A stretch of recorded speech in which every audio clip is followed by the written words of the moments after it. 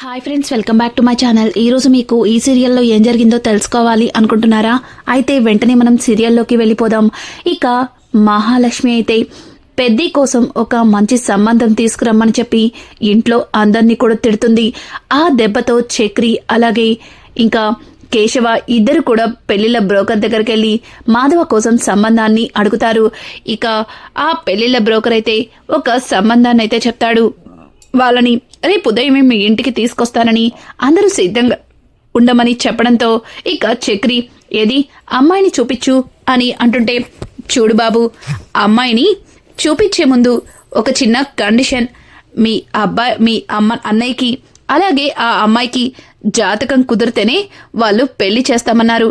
మీ ఇల్లు ఎలా ఉన్నా పర్వాలేదు, అలాగే మీరందరూ ఉమ్మడిగా ఉన్నా ఇబ్బంది లేదు, కానీ వాళ్ళకి జాతకాలు ఇంపార్టెంట్ అని అంటుంటే, ఏంటి జాతకం ఇంపార్టెంటా? మా అన్నయ్య జాతకం చాలా మంచిది, అంత మంచి జాతకంలో పుట్టాడు కాబట్టే మా అన్నయ్య అంత మంచివాడయ్యాడు అంటూ ఇక ఇద్దరు కూడా గొప్పగా మాట్లాడుకుంటూ ఇంటికైతే వెళ్తారు. ఇక మహాలక్ష్మి అయితే, ఏమైంది, ఆ మీడియేటర్ని కలిశారా అని అడగడంతో ఇక చక్రి ఆ మీడియేటర్ని కలవడం అయ్యింది, ఒక మంచి సంబంధాన్ని తేవడము అయ్యింది. రేపు ఉదయమే అన్నయ్యకి పెళ్లి చూపులు. ఇక ముఖ్యంగా పెళ్లి చూపులకి వచ్చే వాళ్ళకి అన్నయ్య జాతకం ఇంపార్టెంట్ అని చెప్పడంతో ఒకసారిగా మహాలక్ష్మి, ఏంటి పెద్ది జాతకం ఇంపార్టెంటా? అయితే ఇప్పుడు పెద్ది జాతకాన్ని ఎక్కడి నుంచి తీసుకొస్తాం అని అంటుంటే, మే హోనా ఎప్పుడు నన్ను ఎందుకు పనికిరాని వాణ్ణి అంటారు, కానీ ఈరోజు నేనే మీకు పనికొచ్చాను అని ఇక నారాయణ లోపలికెళ్ళి మాధవ జాతకాన్ని తీసుకొచ్చి ఇక వాళ్ళ చేతిలో అయితే పెడతాడు. చూడు, నువ్వు పుట్టి భూమి మీద పడ్డాక నువ్వు చేసే మంచి పని ఇదొక్కటే అంటూ ఇక చక్రి అయితే నారాయణతో అంటుంటాడు. ఇక మహాలక్ష్మి అయితే, చూడండి, ముందు ఈ విషయాన్ని పెద్దికి చెప్పాలి అని అంటుంటే, చూడండి, మీరు చెప్పినట్టుగానే అన్నయ్యకి సంబంధం చూసాం, అలాగే అన్నయ్య జాతకాన్ని కూడా రెడీ చేయించాం. ఇక రేపు పెళ్లి చూపుల విషయం మాత్రం అన్నయ్యతో మీరే చెప్పాలి అంటూ ఇక చక్రి అలాగే కేశవ ఇద్దరు కూడా మహాతో మాట్లాడుతుంటే ఒక్కసారిగా మహా, ఏంటి ఇంత పెద్ద బాధ్యతని నా నెత్తిన వేశారు అని అంటుంటే పక్కనున్న నారాయణ, చూడమ్మా, ఇంత పెద్ద బాధ్యతని నీ నెత్తిన వేయలేదు, ఇంత పెద్ద బాధ్యతని మా నెత్తిన వేశావు. కష్టపడి సంబంధం తీసుకొచ్చారు, నేనేమో వాడి జాతకాన్ని దాచిపెట్టాను, నువ్వు వాణ్ణి ఒప్పించే అంత చిన్న పని చేయలేవా అంటూ ఇక నారాయణ కేశవ అలాగే చక్రిలకి సైగ చేసి అక్కడి నుంచి మాయమైపోతాడు. ఒక్కసారిగా నారాయణ మాయమైపోవడంతో పక్కన ఉన్న కేశవ కూడా మాయమైపోతాడు. చక్రి మాత్రం, ఇదేంటి వీళ్ళిద్దరూ తప్పించుకున్నట్టు నేను తప్పించుకోలేకపోతున్నాను, నేనెందుకు మాయమవ్వట్లేదు అని చెప్పి ఇంకా పక్కకి తిరిగి చూసేసరికి మహాలక్ష్మి చక్రి చెయ్యి పట్టుకుంటుంది. ఒక్కసారిగా ఇక చక్రి అయితే, ఏంటి నన్ను వదలరా అని అంటుంటే, వదిలే ప్రసక్తే లేదు, అయినా ఎక్కడికి పారిపోయేది అంటూ మహాలక్ష్మి అయితే చక్రిని అడుగుతుంటే, అయితే నన్ను వదిలిపెట్టరు కదా అని అంటుంటే ఇక మహా అయితే, ఎట్టి పరిస్థితుల్లో మిమ్మల్ని వదిలిపెట్టేదే లేదు అని ఇక మహా అంటుంది. ఒక్కసారిగా ఆ మాటలకి చక్రి అయితే తెగ సంబరపడిపోతూ, అయితే ఈ చెయ్యి ఎప్పటికీ వదలరా అంటూ ఇక చక్రి అడుగుతుంటే, ఒకసారి చెప్తే అర్థం కదా, ఎప్పటికీ వదిలేదే లేదు అంటూ ఇక మహా అయితే చేతిని మరింత బలంగా పట్టుకుంటుంది. ఇక చక్రి తన మనసులో, రే చక్రిగా, చూసావా, తను నీ చెయ్యి పట్టుకుని ఎప్పటికీ వదిలిపెట్టను అంటూ తెగేసి చెప్తుంది. అంటే తనకి నీ మీద ప్రేమ స్టార్ట్ అయిపోయినట్టుంది అంటూ ఇక చక్రి అయితే తెగ మెలికలు తిరిగిపోతూ ఉంటే అప్పుడే అక్కడికి వచ్చిన కన్నా, మరీ ఎక్కువగా తిరక్కు, నడుం పట్టేగలదు, వదినని చెయ్యి పట్టుకోవడానికి కారణం మాధవ అన్నయ్యకి పెళ్లి సంబంధం గురించి చెప్పి ఒప్పించాలని, తప్పించుకుని పారిపోతావేమోనని వదిలిపెట్టను అంటుంది. నువ్వేమో ఏదేదో ఊహించుకుని ఇక్కడ మెలికలు తిరుగుతూ నేల మీద ముగ్గులు వేసేస్తున్నావు, నువ్వు వేసే ముగ్గులకి కింద రాళ్ళుడి చేతికొస్తాయేమో అంటూ ఇక కన్నా మాట్లాడుతూ ఉంటే ఒక్కసారిగా మహాలక్ష్మి ఆ చేతిని వదిలిపెట్టి ఇక కన్నా అన్న మాటలకి పగలపడి నవ్వుతుంది. ఇంతలో అక్కడికి మాధవ అయితే వస్తాడు. ఒక్కసారిగా మాధవని చూసిన అందరూ కూడా వాళ్ళల్లో వాళ్ళు తడబడుతూ ఉంటే ఇక మాధవ, ఏంటి ఇప్పటి వరకు కిలకిలా నవ్వారు, నేనొచ్చేసరికి అలా ఒకరినొకరు చూసుకుంటూ ఎందుకలా ఇబ్బంది పడుతున్నారు, ఏమైంది అని అడగడంతో ఇక ఎవరు కూడా ఏమీ చెప్పకపోవడంతో మహాలక్ష్మి చేతిలో ఉన్న జాతక పేపర్ని చూసి, అమ్మా మహాలక్ష్మి, ఏంటమ్మా ఈ పేపర్ కాగితాలు అంటూ ఇంకా దగ్గరికి రాబోతుంటే, అనయ్య నీతో మహాలక్ష్మి గారు ఏదో చెప్పాలంట అంటూ ఇక చక్రి అక్కడి నుంచి పారిపోతాడు. అలాగే కన్నా కూడా, అవునవును వదిన నీతో మాట్లాడాలి అని చెప్పింది, వదిన అనయ్య వచ్చాడుగా మాట్లాడు అంటూ ఇక కన్నా కూడా అక్కడి నుంచి పారిపోతాడు.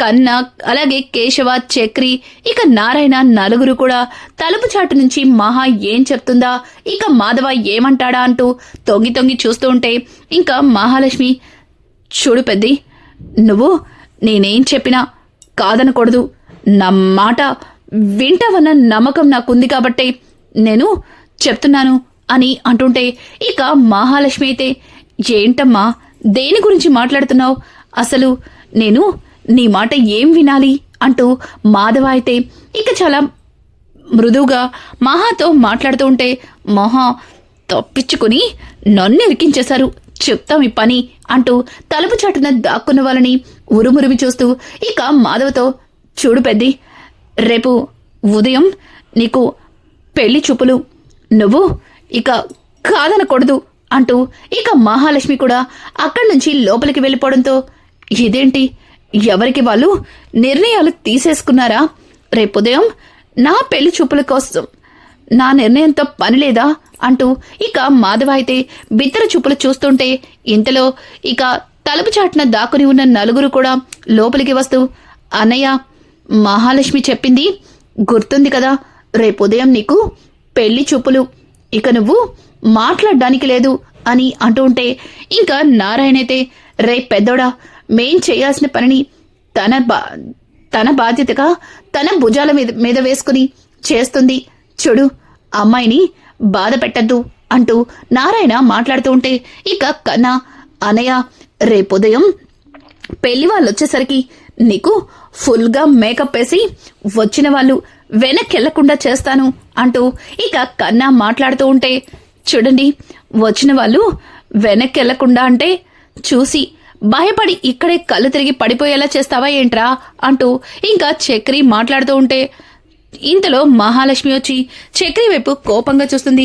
అదేనండి, ఇప్పుడు వీడు మేకప్ వేస్తా అంటున్నాడు, దానివల్ల ఎదుటి వాళ్ళు భయపడేలా ఉండకూడదు కదా అంటూ ఇక చక్రి తడబడుతూ మహాకి చెబుతూ ఉంటే ఇంకా కన్నా అయితే, వదిన ఇంతకు ముందు అన్నయ్యకి మేకప్ వేసి నేను చాలా ఫోటోషూట్లే తీశాను, అవి నీకు కూడా చూపించాను కదా, నువ్వే చెప్పావు కదా చాలా బాగున్నాయని, మరి ఏం మాట్లాడవేంటి అంటూ ఇక కన్నా అయితే మహా దగ్గర గారాలు పోతుంటే ఇక మహాలక్ష్మి, అవునవును వాడు చాలా బాగా రెడీ చేశాడు, పెద్ది త్వరగా వెళ్ళి నిద్రపో, రేపు ఉదయాన్నే నీకు పెళ్లి చూపులు కదా, నువ్వు కంగారు పడి టీలు టిఫిన్లు అంటే ఏమీ ఏర్పాటు చేయనక్కర్లేదు, అన్నీ మేమే చూసుకుంటాం అని అంటుంటే, ఎవండి రేపు ఉదయం పెళ్లి చూపులండి, వచ్చిన వాళ్ళు పారిపోయేలా మీరే చేసేలా ఉన్నారు అంటూ ఇక చక్రి మాట్లాడుతూ ఉంటే ఆ మాటలకి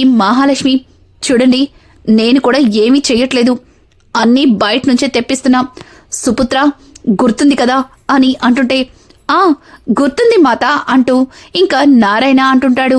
ఇంతలో మాధవ అయితే, ఎందుకమ్మా కాస్త త్వరగా లేస్తే అన్ని పనులు పూర్తయిపోతాయి కదా అంటూ ఇక మహాలక్ష్మి మాధవ మాట్లాడుతూ ఉంటే దానికి మహాలక్ష్మి, పెద్ది ఇదిగో ఇదే వద్దు, ఇక వెళ్ళి పడుకోండి అంటూ ఇక మహా అయితే మాధవని పడుకోమని చెప్తుంది.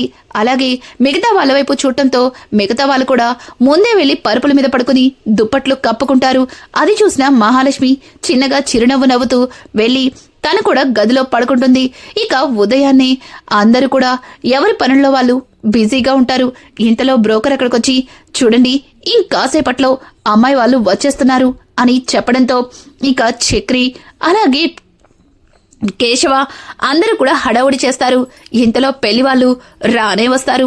ఇక పెళ్లి వాళ్ళు రావడంతో మాధవని కూడా చక్కగా రెడీ చేసి పెళ్లి వాళ్ళ ముందుకైతే తీసుకెళ్తాడు.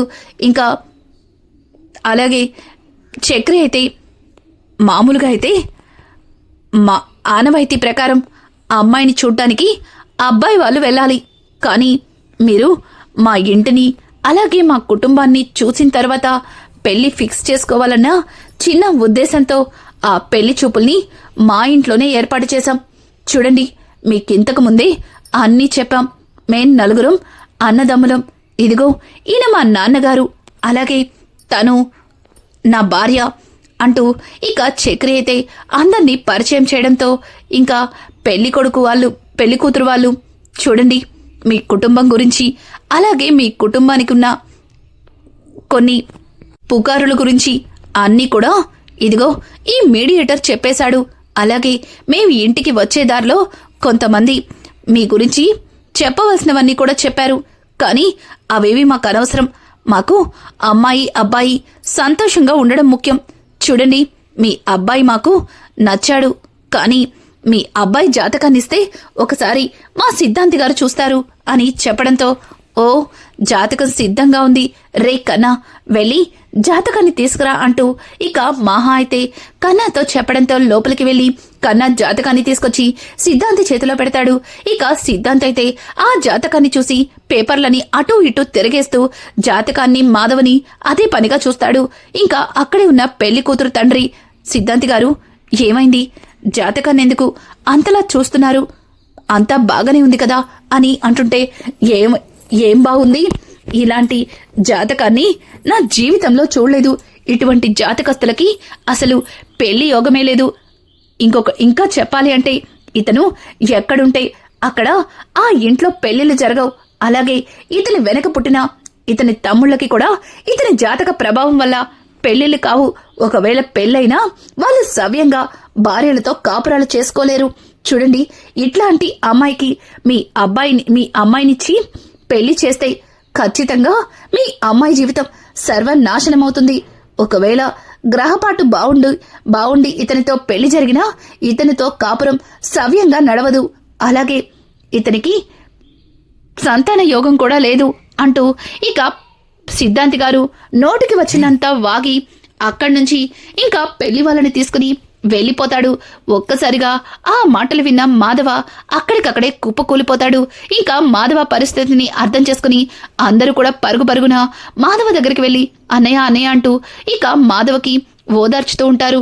మాధవ మాత్రం రే నేను బాగానే ఉన్నాను అంటూ ఇక మాధవ అక్కడి నుంచి లేచి గబగబా బయటికి వెళ్ళిపోతుంటే ఇంతలో మహాలక్ష్మి, పెద్ది నువ్వు అలాంటివేమీ పట్టించుకోకు. అయినా ఈ జాతకాలు ఈ సిద్ధాంతాలు ఇదంతా అనవసరమైన విషయం. ఈ రోజుల్లో ఇట్లాంటివి ఎవరు చూస్తారో చెప్పండి. ఇప్పుడు ఒక అమ్మాయి అబ్బాయి ఒకరినొకరు ప్రేమించుకొని పెద్దల్ని ఎదిరించి పెళ్లి చేసుకుంటారు. వాళ్ళు సంతోషంగా ఉండట్లేదా? వాళ్ళ జాతకాలను చూసి వాళ్ళకి పెళ్లిళ్ళు చేశారా? ఇట్లాంటివి కూడా మీరు నమ్ముతున్నారా? అసలు ఇట్లాంటి సంబంధం గురించి ఎవరు మాట్లాడుకోవద్దు అంటూ ఇక మహాలక్ష్మి అయితే ఇంట్లో అందరికీ నచ్చచెప్పి ఇంకా చక్రితో కళ్ళతో సైగ చేస్తుంది. ఇంకా చక్రి కూడా తన మాటలతో అందరూ కూడా ఆ టాపిక్ ని మర్చిపోయేలా చేస్తారు. అలా అందరూ కూడా ఆ రోజు గడిచిపోతుంది. కానీ మాధవ మనసులో పదే సిద్ధాంతి చెప్పే మాటలే ఇక తనకి జ్ఞాపకం వస్తూ తన వల్ల తన తమ్ముళ్ళ జాతకాల్లో పెళ్లి రాతే లేదని, అలాగే తన తమ్ముళ్ళకి పెళ్లిళ్ళు జరిగిన భార్యలతో సవ్యంగా కాపురం చేయలేరని, అలాగే వాళ్ళకి విడాకులే వస్తాయన్న సంగతిని పదే గుర్తు చేసుకుంటూ చక్రి మహాలక్ష్మిని పెళ్లి చేసుకున్నా ఇక మహాలక్ష్మి చక్రితో సంతోషంగా లేకపోవడమే కాక ఇక తన నుంచి విడాకులు కోరుకున్న సంగతి గుర్తు చేసుకుంటాడు. ఇంకా ఇక్కడ చూస్తే కేశవ శైలులు ప్రేమించుకున్న వాళ్ళిద్దరి మధ్యలో పెళ్లి అనే మాట మాత్రం రాకపోవడం అనేది ఇక ఇదంతా మాధవ జాతకం వల్లే అంటూ మాధవ తన మనసులో మరింత కుమిలిపోతాడు. ఇంకా ఇంతలో మాధవకి ఏదో ఆలోచిస్తున్నట్టుగా అనిపించి అందరూ నిద్రపోవడం చూసి అక్కడి నుంచి లేచి తన బట్టలు సర్దుకొని ఇక జాగ్రత్తగా ఇంటి నుంచి బయటకైతే వెళ్తాడు. ఇదంతా ఇలా ఉండగా ఇంకా ఉదయాన్నే మహాలక్ష్మి అయితే ఇంట్లో ముగ్గురు ఉన్న మాధవ కనిపించకపోవడంతో ఇక ముగ్గురిని లేపి మాధవ కోసం అడుగుతుంది. కానీ వాళ్ళకి కూడా మాధవ గురించి తెలియక మాధవ కోసం చుట్టుపక్కల అంతా వెతుకుతూ ఉంటారు. ఇక మహాలక్ష్మి చక్రి ఇద్దరు కూడా మాధవ కోసం బైక్ మీద ఇంకా వెతకడం మొదలు పెడుతూ ఉండగా ఇంతలో నిన్న పెళ్లి వాళ్ళతో వచ్చిన ఆ సిద్ధాంతి వాళ్ళ వీధి చివర తాయారుతో మాట్లాడడం గమనిస్తారు.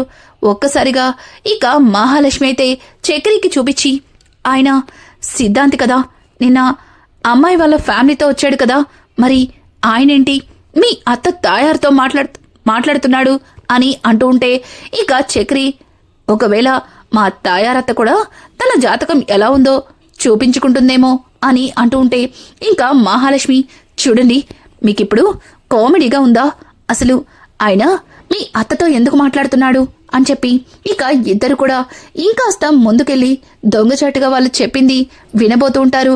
ఇక సిద్ధాంతి గారు, చూడమ్మా, మీరు చెప్పినట్టుగానే ఆ ఇంటికి వెళ్ళి ఆ ఇంటి పెద్ద కొడుకైన ఆ మాధవ జాతకం బాగాలేదని చెప్పాను. కానీ నిజానికి ఆ అబ్బాయి జాతకం చాలా దివ్యమైన జాతకం. ఆ అబ్బాయి జాతకంలో ఎటువంటి దోషం లేదు. అలాగే అతను ఆ ఇంట్లో ఉన్నంత వరకు ఆ కుటుంబం సంతోషంగా ఉంటుంది. అలాగే విడిపోవాలి అనుకునే తన తమ్ముళ్ళు పెళ్లిళ్ళు చేసుకునే అమ్మాయిలతో సంతోషంగా తిరిగి బ్రతుకుతారు. అంత మంచి జాతకస్తుడిని మీరు చెప్పమన్నట్టుగా చెప్పాను. కానీ మీరేంటమ్మా మరీ చీప్గా 10,000 ఇస్తున్నారు. ఒకవేళ నేను ఆ జాతకాన్ని కుదిర్చి వాళ్ళకి పెళ్లి చేసుంటే నాకు 50,000 అందేవి అంటూ ఇక సిద్ధాంత్ అయితే తాయారుతో మాట్లాడుతూ ఉంటే, తాయారు, ఏంటి ఇప్పుడు నీ గోలా, నీకు 50,000 ఇవ్వాలి అంతే కదా, చూడు మిగిలిన డబ్బులు మా ఆయనతో చెప్పి నీ అకౌంట్లో వేపిస్తాను. కానీ ఈ దరిదాపులు కనిపించావంటే నిన్ను అస్సలు వదిలిపెట్టను అంటూ ఇక తాయారు మాట్లాడుతూ ఉంటే ఆ మాటలకి సిద్ధాంతి, చూడమ్మా, మీరు చెప్పినట్టే చెప్పాను, కానీ ఆ కుటుంబం గురించి ఎందుకలా చెప్పమన్నారు అని అడగడంతో, అదంతా నీకు అనవసరం, ముందు నువ్వు ఇక్కడి నుంచి వెళ్ళు అంటూ తాయారైతే ఎవరన్నా చూస్తున్నారా లేదా అని గమనించి అక్కడి నుంచి ఆ సిద్ధాంతిని పంపించేస్తుంది. ఇక తాయారు తన మనసులో, రేయ్, పెద్ద కొడుక్కి పెళ్లి చేసి నేను పెట్టిన శాపాన్ని నీ కుటుంబానికి లేదు అని నిరూపించుకోవాలనుకుంటున్నారు కదా, అది ఎన్నటికీ జరగదు. నేను పెట్టిన శాపం వల్లే నీ కొడుకు జీవితం, నీ కొడుకు జాతకం అహరకంగా మారిపోయిందని ఊర్లో నలుగురు కూడా 4 రకాలుగా దుమ్మెత్తిపోస్తారు. ఆ తర్వాత మిగిలిన కొడుకులకి పెళ్లిళ్లు కాక పెళ్లాలతో సవ్యంగా లేక ఒక్కొక్కరు ఒక్కొక్క దిక్కుకి పోతారు. ఆ తరువాత ఆ ఆస్తిని సంతోషంగా మేమే అనుభవించచ్చు అంటూ ఇక తాయారైతే తెగ మురిసిపోతుంది. ఒక్కసారిగా తాయారు అన్న మాటల్ని విన్న మహాలక్ష్మి అలాగే చక్రి ఇద్దరు కూడా కోపంతో రగిలిపోతారు. ఇక మహాలక్ష్మి అయితే చాలా ఆవేశంగా వెళ్లి తాయారు చెంప పగల కొడుతుంది.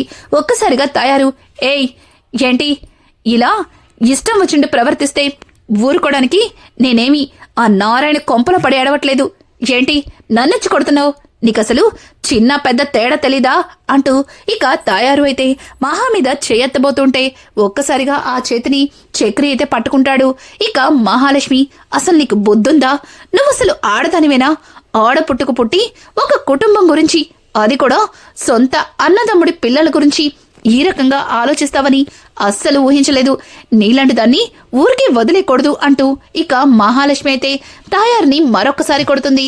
ఇక తాయారైతే, ఏయ్, వదలరా, వదులు, ఏంట్రా, ఇద్దరు కలిసి పెద్దదాన్నని కూడా చూడకుండా ఇలా నడి రోడ్డు మీద నన్ను కొట్టి అవమానిస్తారా, చెప్తా మీ పని, ఇప్పుడే మీ మీద పోలీస్ కంప్లైంట్ ఇస్తాను అంటూ ఇంకా తాయారు మాట్లాడుతూ ఉంటే ఆ మాటలకి అక్కడే ఉన్న చక్రి, ఇవ్వు పోలీస్ కంప్లైంట్ ఇవ్వు, కానీ నువ్వు కంప్లైంట్ ఇచ్చే ముందు మేం కూడా నీ మీద కంప్లైంట్ ఇస్తాము.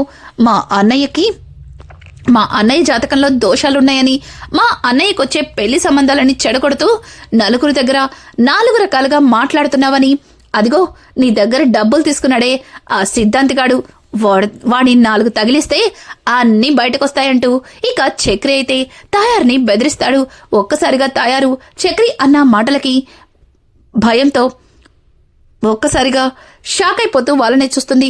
ఇక రానున్న ఎపిసోడ్స్ లో ఇంటి నుంచి వెళ్ళిపోయిన మాధవని మళ్ళీ వెనక్కి ఎలా రప్పిస్తారు, అసలు మాధవ ఎక్కడికి వెళ్ళిపోయాడు, ఇంత పెద్ద ఘోరం చేసిన తయారుకి మహా చక్రీలిద్దరూ ఎలా బుద్ధి చెప్పబోతున్నారు, ఇలాంటి లేటెస్ట్ ఎపిసోడ్స్ మీకు మరిన్ని కావాలి అనుకుంటే మా ఛానల్ ని సబ్స్క్రైబ్ చేసుకోవడం మాత్రం మర్చిపోకండి. Thanks for watching.